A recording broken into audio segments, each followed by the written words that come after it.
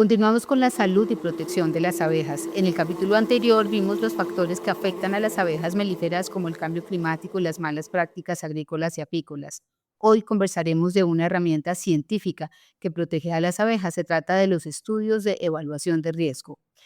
Nos acompaña nuevamente Verena Stanzler, experta en evaluación de riesgo para abejas de productos fitosanitarios de Bayer, del equipo de CropLife Latinoamérica, José Perdomo, presidente, y Mauricio Rodríguez, director de Asuntos Científicos. Bienvenidos. Hola a todos, esto es El Agricultor Primero, un podcast de CropLife Latinoamérica. La evaluación del riesgo consiste en realizar estudios en los que se expone a las abejas a un producto fitosanitario para evaluar los efectos que este producto genera en las abejas. El objetivo de estos estudios es establecer el nivel de riesgo de un producto fitosanitario o plaguicida. ¿Cómo se realizan esos estudios, Verena? Lo importante es entender que el sistema de evaluación es un sistema escalonado, ¿no? Es de diferentes niveles y uno siempre parte de un primer nivel, que es un nivel, digamos, muy básico, donde el sistema que estamos evaluando es muy controlado y eso quiere decir que empezamos en un laboratorio. Empezamos a trabajar en un laboratorio donde podemos controlar cada uno de los factores que se necesitan controlar y donde uno hace falta hacer una batería de estudios cubriendo diferentes fases de la abeja, es decir, la abeja adulta es la que forrajea y la que hace la labor de recoger el polen y el néctar, pero también está la cría y todas esas fases se tienen que cubrir. Se cubren de forma corta, lo que le llamamos la toxicidad aguda, y se cubren también de escala prolongada. Pues este nivel nos proporciona esos datos, esos endpoints que nosotros vamos a utilizar para hacer la evaluación de riesgo a nivel 1.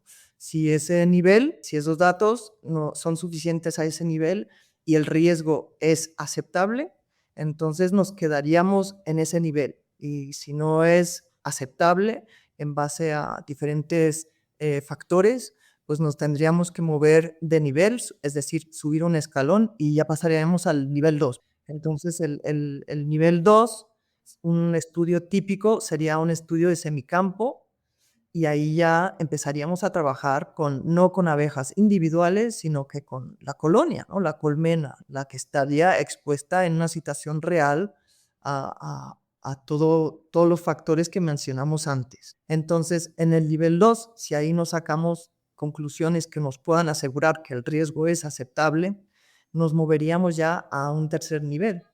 Y el tercer nivel ya es el campo abierto, ya es la situación así tal cual como la viviría la colmena en el campo. Mauricio, ¿cómo perciben las autoridades en América Latina estos estudios de evaluación de riesgo para los polinizadores? Realmente las autoridades en América Latina han sido también muy juiciosas en tomar, aprender y adoptar de las mejores prácticas en evaluación de riesgo alrededor del mundo. Una cosa que hemos visto es que consistentemente en los últimos años, por ejemplo en la última década, han salido múltiples estudios de la Agencia de Protección Ambiental de Estados Unidos o de la Agencia de Seguridad Alimentaria Europea, pero también de Canadá o de Australia, etcétera, de varias autoridades científicas que independientemente han demostrado que el uso responsable, el uso correcto de los plaguicidas representa solo un riesgo bajo o muy bajo para la salud de las abejas y de otros polinizadores. Entonces, las autoridades en América Latina están tomando atenta nota de este tipo de información, pero también de los estudios y, como decía, las mejores prácticas de evaluación de riesgo de varias regiones del mundo y están diseñando sus propias regulaciones y sus propios sistemas también de monitoreo y evaluación con base en estas mejores prácticas. Y nosotros, como CropLife Latinoamérica, junto con nuestras compañías, promovemos el de trabajar conjuntamente en la adopción de las prácticas necesarias que para el buen manejo, no solo de los plaguicidas, y de la buena comunicación entre agricultores y los apicultores, porque claramente ahí está la gran oportunidad de conquistar no solo el potencial que esta región tiene en producción de alimentos, pero de hacerlo de una manera armoniosa con el medio ambiente y protegiendo obviamente la sustentabilidad del medio donde ellas se desarrollan. Estos estudios de evaluación de riesgo se realizan con abejas melíferas, pero ¿qué pasa con las otras abejas que pueden llegar a ser más de 20.000? Sí. Sí, es verdad que los esquemas de evaluación de riesgo están basadas en la abeja melífera. Y eso tiene varias razones. Una, porque la abeja melífera desde hace no sé cuántas décadas, pero desde el siglo pasado seguro, se considera la abeja más importante para polinizar, ¿no? Están los apicultores y ellos tienen y cuidan sus abejas y a la abeja melífera siempre se le ha dado el principal enfoque. También, dado a eso, pues se han recogido muchos datos acerca de la abeja melífera, ¿no?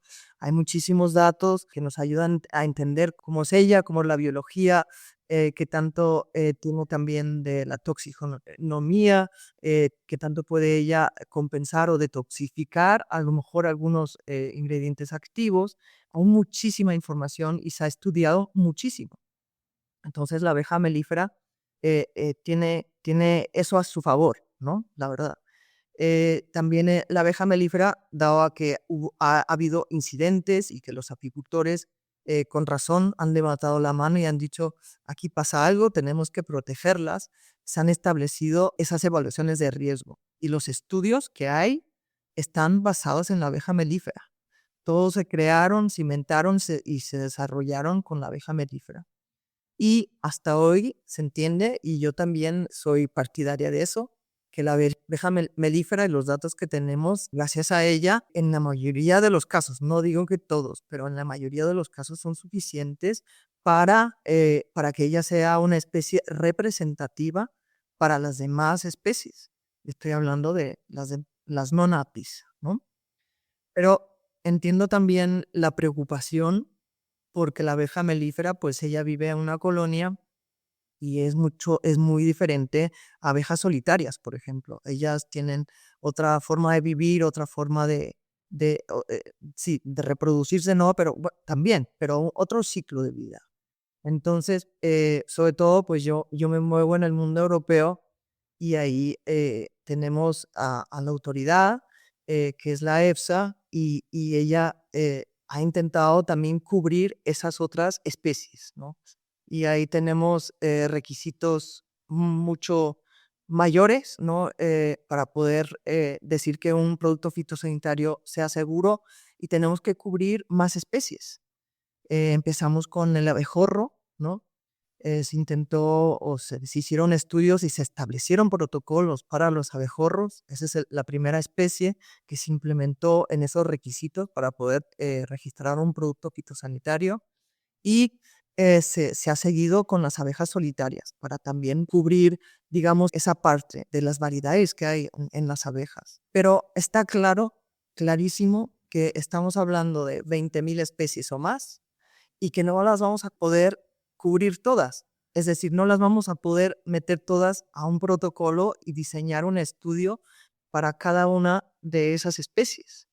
Entonces, es muy importante que en el mundo regulatorio haya especies representativas y no solo estoy hablando de los polinizadores, eso pasa también para los organismos acuáticos, pasa para las aves y los mamíferos. Siempre hay una especie que se intenta, digamos, escoger como especie representativa y si para esa especie el riesgo es aceptable, se deduce que para las demás especies también lo cubre. Es un parte positivo desde la ciencia y ese acercamiento. Sí, Mauricio.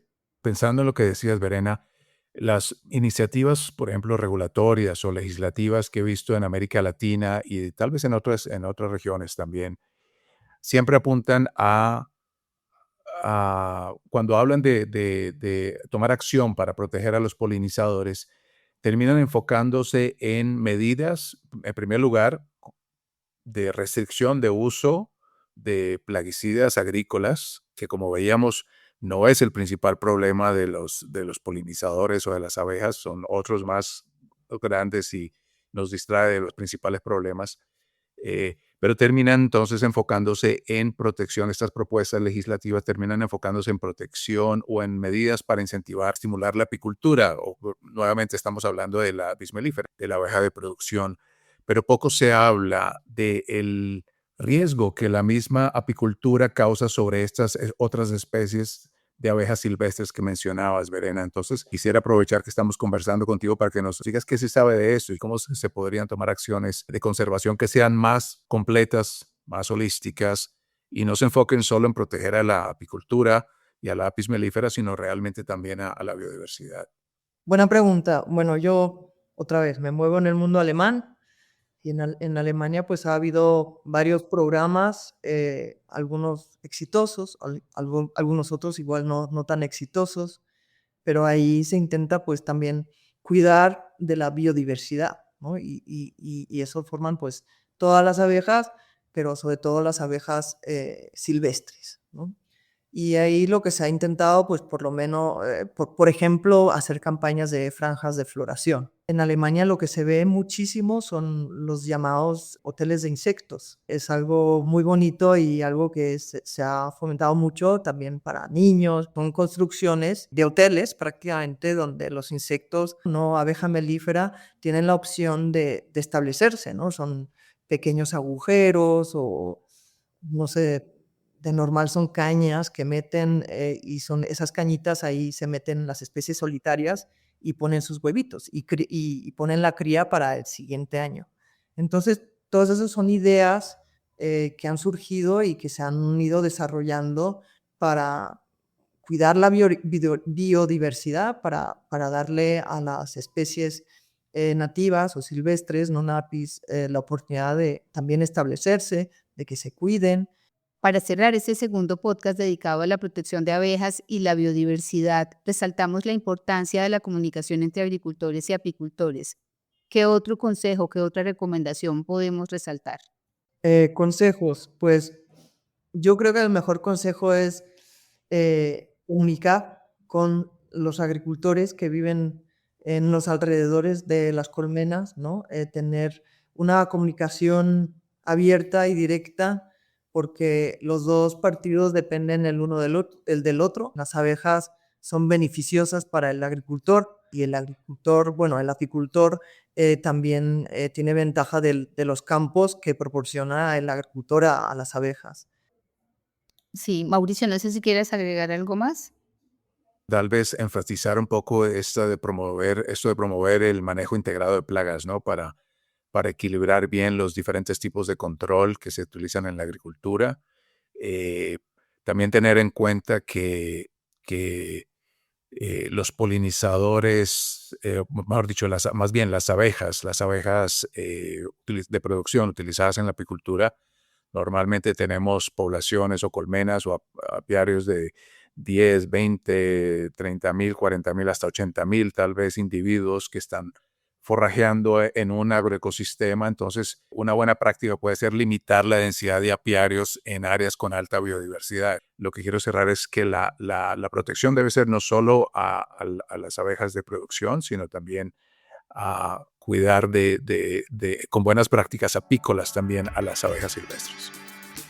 Los estudios científicos exigen la evaluación de riesgo en abejas. Las medidas de protección que toman autoridades, agricultores, apicultores y habitantes de las zonas rurales son clave para avanzar en una mayor conservación de la biodiversidad. La mejora continua de las prácticas en apiarios y en los cultivos para proteger no solo a la abeja que nos proporciona la miel, sino a todas las abejas silvestres es un imperativo para mantener la biodiversidad.